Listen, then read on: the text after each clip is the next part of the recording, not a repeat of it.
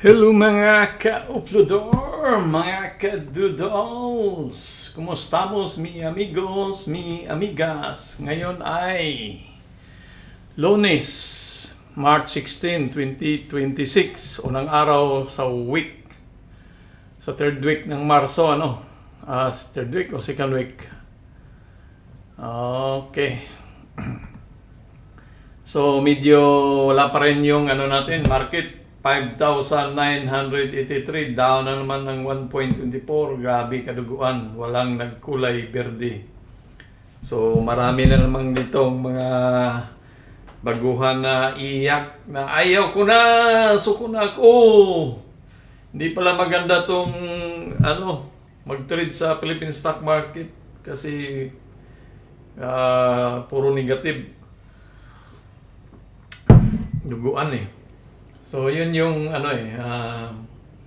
so, panoorin mo itong mga video ko rito. May mga ako dyan, mga payo sa mga baguhan.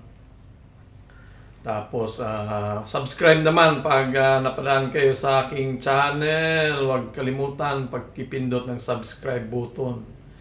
Tayo, mga blue chip yung trade natin, Yan, mga blue chip.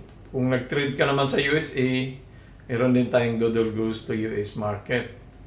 So pag-usapan natin yung itong mga ganitong sitwasyon So dito may mga video tayo diyan, negosyo, stocks, rates, OFW house bill, delays.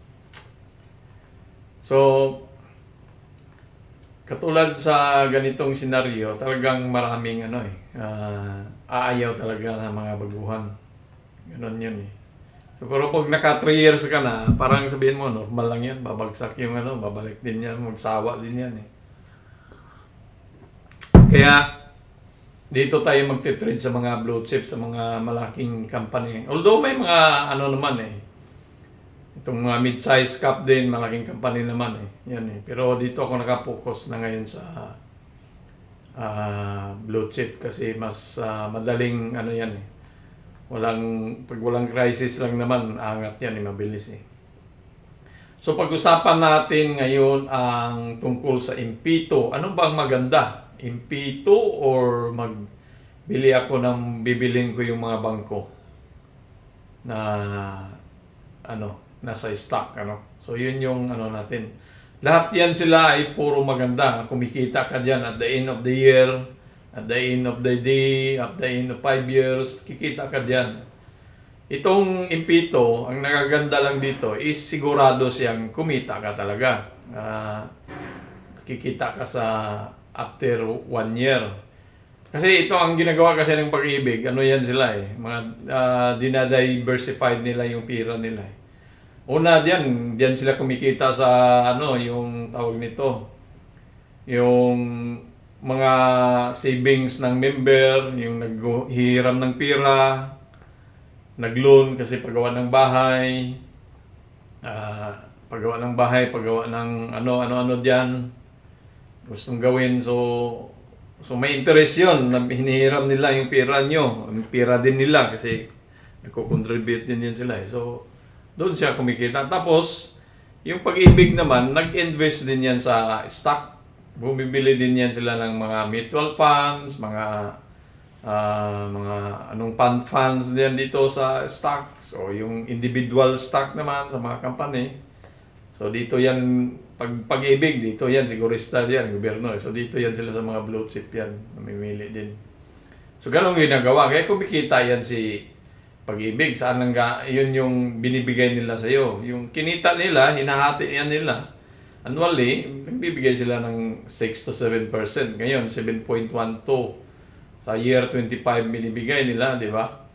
So, pag meron kang 100,000, at the end, nag-umpisa ka January, naghulog ka ng 100,000, at the end of year 25, sa December, merong tumubo na 7.12. So, ang 100,000 mo, magkaroon na ng 107, 120. Ganon yun. So, maganda din yan. Pero itong Pag-ibig, yan yung kung ikaw ay isang conservative o sigurista na ayaw matalo, na takot mag-take ng risk, So, ganun yun dito. So, walang masama diyan kasi pira mo yan, pinaghirapan, kailangan mong ano yun. Kahit ako, meron na akong impito eh. Pero, maliit lang yung nilagay ko dito sa impito, hindi gaano kalakihan. Kasi, dito ako sa ano eh, stock eh. Bakit ka mo na maliit lang? Eh, pang ano lang yan, yung kumbaga sa pagkain pa yan na pag hindi mo natikman, magtatanong ka, anong lasa? Ganun, di ba? Kasi hindi mo natikman eh, kasi ano eh, so at least kung nag-invest ka ng ano dito, kahit na maliit man lang, kumikita ka, di alam mo yung, kung magkwentuhan yung isa na tungkol sa impito, may kwento ka rin, di ba? Ganun yun eh. So, ops, huwag lumipat. Tuloy-tuloy tayo, hindi pa tayo tapos. Huwag kayong manawa sa ano natin kwentuhan. So, kaya yun yung impito, ano? So, kikita ka ng 7% sa isang taon. So, kasi 5 years ang duration ng impito eh. So, ibig sabihin yan, pag turmeric tsaka may lemon. Iniinom ko kasi pang sa anti-inflammatory. Inflammatory. Yung kasi, mataas yung uric acid ko. So, at least yung mga maga-maga. So, singit pa. Advertisement yan sa turmeric sa lemon. So, yun. Yun yung ko sa impito. So, kung sa 5 years, yung 100,000 mo, kumita ng yan, ng 7, sabihin natin, buo, 7 times 5 years. So, 35% ang tumubo. Ibig sabihin, yung 107 mo, ay yung 100 mo, unang taon, kumita siya ng 107, 120. So, itong sa next year naman, year 2, itong 107, 120, ito namang ang gagamitin nilang times 7.12 naman. Yan naman yung maging kung hindi mo kukunin yung kinita mo na 7,000. So, idagdag mo siyang kapital. So, ang kapital mo na ngayon, 107. So, next naman, pag tumubo yan ng, sabihin natin, 10,000, so, maging 127, 17 na naman, 17 na naman yung pera mo. Ganon yan ang so 35% na lang para madalian. Dami pang satsat eh. So, ganito, 35%, tandaan nyo yan 5 years, kumita ka ng 35%. Pero paano kung nag-invest ka din sa mga bangko, sa stocks? Sigurista ka rin. Gusto mo manigurado, so dito ako sa bangko, mag-invest na lang muna. Ayaw ko munang mag-diversify, puro bangko lang muna ako. Saka na lang yung ibang pag medyo na pumasok na sa katawan ko yung mag-trade ng stock. Ganon yung ginawa mo. So, 5 years din ang basihan natin sa bangko. Magkano kinikita ng bangko for 5 years. So, 5 years is, sabihin natin, 2020, di ba? Ito, 2020 ito eh. Ito yung may pandemic na bagsak. Dito naman, ito yung 24, nasa 25 na tayo dito, So, ito yung highs niya dito, pinakataas. 5 years nga ang mo eh. Long term mga mo, 5 years din. So, magkano kinita ni BDO? Kung nag-invest ka dito kay BDO, may 100,000 ka rin in-invest mo. Di ba? So, galing diyan, sukatin mo lang, ganun lang. Magkano ang interest? 141%. Magkano sa pag-ibig? 35% lang. So, yung dulo lang nito, hindi pa tumapat sa di ba? So, mas malaki ang diferensya eh. Kasi nga, si Pag-ibig, nag-invest din yan sa, tawag nito, sa stocks eh. So, kung nag-invest din sila dito, 5 years din kay BDO, kumita yung in-invest nila, yung 100 mo, in-invest nila dito kay BDO, kumita sila ng 141. Ang bibigay sa iyo, 7% lang. Di ba? Mautak yung gumawa ng impito eh. So, pero tama yun, walang masama doon kasi siyempre hindi lang naman ikaw yung bibigyan nila ng dividendo eh. Marami naman kayo eh. So, hinati-hati yan. So, which is 7%, malaki pa rin kung mag-saving ka lang sa bangko. Pero kung mag-invest ka sa bangko, ibilhin mo si BDO, maging isang ka sa shareholder, kumita ka ng 141%. So yung pira mo na 100,000 after 5 years, tumubo siya ng 141,000. Doon sa Impito, ang 100,000 mo, after 5 years, kumita lang siya ng 50,000. So, naging 150,000 lang yan. Sabihin na lang natin na ganun. 35%. So, accumulative guys ay. So, ganun. Sa 5 years, di ba? So, napakalaking agwat diferensya. Kaya hindi ako ganong nag-focus dito sa Impito. Naglagay lang ako ng konti. Para lang niyan pang bili ng pang Jollibee ng apo. Kasi kailangan din natin ng So, ika nga gusto kong malaman din ma-feel din yung mag-invest sa Impito para nagkakwentuhan. Meron tayong maibahagi. So, kaya maliit lang yung nilagay ko dito. So, dito ako nakapokus sa mga stock talaga. So yun yung diferensya, di ba? So, una pa lang yan. Sige, sabihin mo, BDO yan Kasi BDO malaki naman talaga tingnan mo sa video kahit na dito din, nag-umpisa siya dito 2007 pag after ng 14 so umangat din, di ba? So umangat siya, umangat din ng 500%. Hindi di ba? After 5 years. So si MBT naman, tingnan natin si MBT, Metrobank din to. Metrobank after 5 dito yan, 2020 din yan, pandemic time. After 5 years, tumubo din siya ng 153, di ba? So yung 100,000 mo naging tumubo ng 150,000. Dito naman, year 2009, after 5 years, 2009, 2014, yan, dito. Tumubo din ng 500 plus. So, ang ganda ng di ba? So, kung long term lang dito, patigaan lang talaga. So, BPI naman, after 5 years, 242,000 tinubo. Dito, after 5 years, 250 ang tinubo, di ba? So, ganun yun yung PNB, after 5 years, dito, bababa siya, 2020, saan ba 2020? Dito, after 5 years. Tinamad ka dito kasi 2024, wala siyang galawan, di ba? Tinamad ka na, wala ka ng gana. So, tumubo siya ng 361. So, tingnan mo dito, tinamad ako dito dati. Na-treat ako, bumili ako dito dati Baguhan So, tinamad ako, sige, diyan lagi, hinuang galawan Ano lang nangyayari? 21 lang. Pero nung 2024, biglang umangat. Within 1 year lang, umangat siya ng 260, di ba? Kung pinagtiyagaan. So, ganun yun. So, after 5 years, yun lang. Si Swiss naman. So, dito rin, after 5 years. So, kumita yung mga bangko, China Bank, ito si UBP na nasira to nung binili niya yung yata may transactions yung ginawa, binili yung isang bangko yata. So nadali siya doon sa mga utang ba.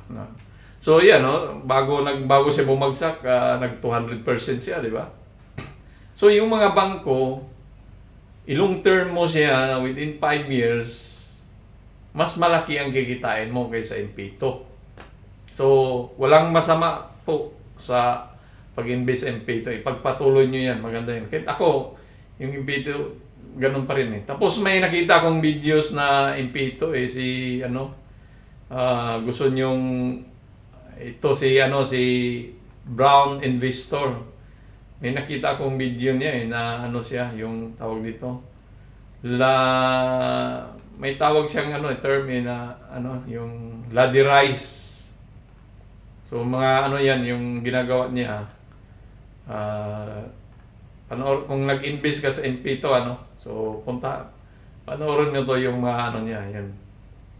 Yan, marami siyang content tungkol sa Impito Maganda yung niya yung mga ideas na ang nagustuhan ko dito yung laderize, yung hagdan-hagdan na so kasi ang ginagawa kasi natin, yan, magandang niyan, ang content nitong Brown Investor So, panoorin nyo yan. Kung nag-invest ka sa Impito para maano mo siya, ano. So, maraming subscriber, followers na yan. Eh. Kahit ako, nag-follow din ako dyan eh. So, yan yun si, ano, yung Impito. Walang masama yun. Maganda yun na, ano, na tawag nito, sana yung ano ko. Maganda yung, ano, ng Impito. Yun lang, kung ano ka, so, dapat doon sa Impito, ihagdan-hagdan mo pala yung, correct, nag-umpisa ka ngayon 2025, naghulog ka 100,000, sa 2026, magbuo ka rin ng 100,000 na isang account pa. Or 2025, in between ng 2025, gumawa ka ng account. Kasi pwede naman 5 account dito sa Pag-ibig eh. Na ano eh. So, kasi ang mangyayari pag 5 years after, ang sabi niya na pag 5 years after, kung isa lang account mo ginawa, after ng nakuha mo na yung ano, matured na yung account mo, kasi 5 years na, wala ka na, tapos gagawa ka ulit ng Pag-ibig, maghintay ka pa ng 5 years bago ka kikita naman, ano. Samantalang 5 daw account mo, mag-expire man yun ng kada taon, meron kang matanggap na within 5 years, yearly, may matanggap ka, makuha ka, di ba? Basta panoorin mo yung ano niya, maganda yung ano niya eh. So, balik tayo. Kaya, dito ako nakapokus sa stock, ano. So, katulad ngayon, ay bagsak ang mga bangko talaga. Apektado ang bangko talaga sa ano, pag ganito yung may crisis. Kasi yung mga tao, less borrowing, less mag-apply ng loan, less so bagsak talaga. Pero ilang beses yan, no? Buhos. Pero ano lang, tiyagaan lang talaga dito. Long term mo. Habang may trabaho ka pa naman eh. Kung nag-long term ka sa Pag-ibig, di long term mo din dito sa sa bangko, di ba? 5 years din. So, si BDO is ano pa siya ngayon? Nasa down pa. So, maaari pa yang ito yung trend line natin. So, baka diyan na yan siya eh. Siguro na-absorb na yung mga crisis na ano. So, baka babalik na yan sa taas, di ba? So, yung mga bangko, baka by March, end of March, baka babalik na yan to sila. Pero sa ngayon, mag-ano muna yan, pakiramdaman yun muna yan, diyan muna yan, mag-ano, bago yan sila angat. So, lahat ng bangko, yan, parehas yung galawan eh. So, baka magkonso-konso muna dyan. So, hindi muna yan sa ano. So, dito talaga, pag ganito ka, baguhan, manawa ka talaga maghintay. Hindi mo kayang ano eh, maano ka pag araw-araw mo siyang tinitingnan. So, ang gawin mo talaga dito, pag nag-invest ka sa stock ng bangko, ay huwag mong tingnan. Lagay mo lang 100,000 tapos balikan mo after 5 years. Nandiyan lang naman eh. Or every 6 months mo silipin, ano nangyari. Ganun, di ba? Baka biglang bumuhos na, umangat ng 100,000 na yung pira mo, di ba? Tumubo na siya ng 100,000. So, check mo lang din kahit every 3 months or kasi mabagal naman talaga sa Philippine stock market eh. Nagalawan. So, kahit hindi mo isang buhusan mo lang, hindi mo bantayan. So, yung mga bangko sa kabuuan ng ano ko, isa lang pattern na ginawa ng mga bangko eh. Nag-form sila ng bullish flag, ano. So, ang mari dyan na ma-hit nila is itong poste. Yung poste na yun, dalhin yan dito sa taas. Yun yung ma-hit na target price. So, si PNB 60 yung target price. So, malapit na siya. Nasa 55 dito yung 60. Baka ma-break na niya. Angat pa yan. Si BPI, ang target price nito is 155. So, dito pa, mataas pa. Si Metrobank naman, ang target price for 1 year is 81 or 90. So, nandito pa, malayo pa yun. Pili ka pang kumita pag bumili ka ngayon. Si BDO naman, 181, 186. So, napakalayo ang target dito. So, kung bibili ka, kikita ka pa rin niya kumita ka na ng 56%. So, see, 56. Kung ma-hit niya yung target, 56% sa isang taon lang. Sa Impito, 5 years yun ma-hit yung 35%. Dito, 1 year lang, 56% ang mahit. Ano.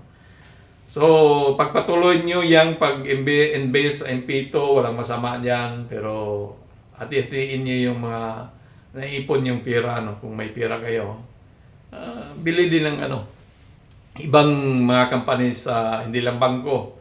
Merong blue chip dito na si Jollibee, gusto ko mo si Jollibee, si LTG, Lusitan, San Miguel, Pure Gold, mga ganon. So, kaya mas prepared ako sa Philippine stock long term. So, huwag mawalan ng pag-asa kung bagsak ang ekonomiya. Adios mi amigos, mi amigas, babush!